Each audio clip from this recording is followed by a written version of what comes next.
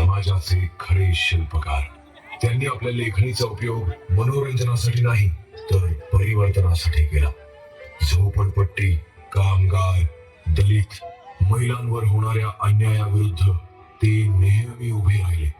त्यांनी शब्दांचा वापर शस्त्रासारखा केला जेणेकरून शोषितांना न्याय मिळावा.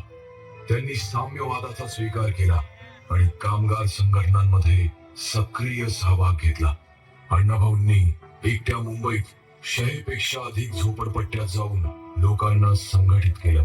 शोषितांना संघटित करा, शिक्षित करा आणि लढा, हा त्यांचा संदेश होता. त्यांनी सांस्कृतिक चळवळीत लावणी, तमाशा या माध्यमांतूनही सामाजिक संदेश पोहोचवले. त्यांच्या कथा आणि गाणी ही फक्त कलेसाठी नव्हती, ती क्रांतीसाठी होती.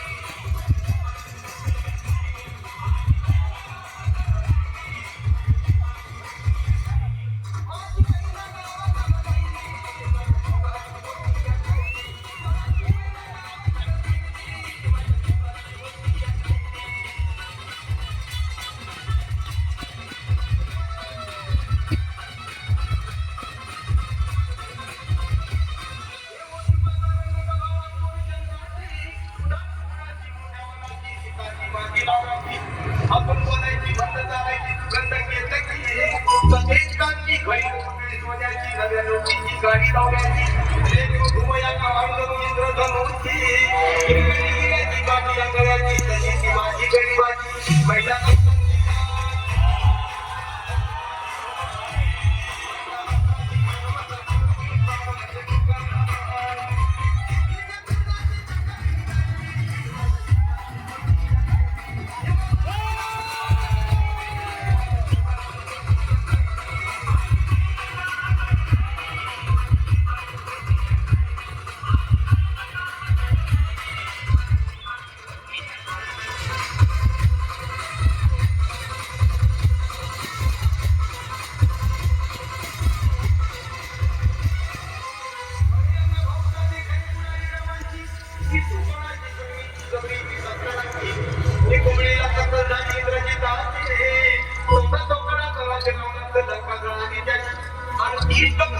युगामध्ये बोलायची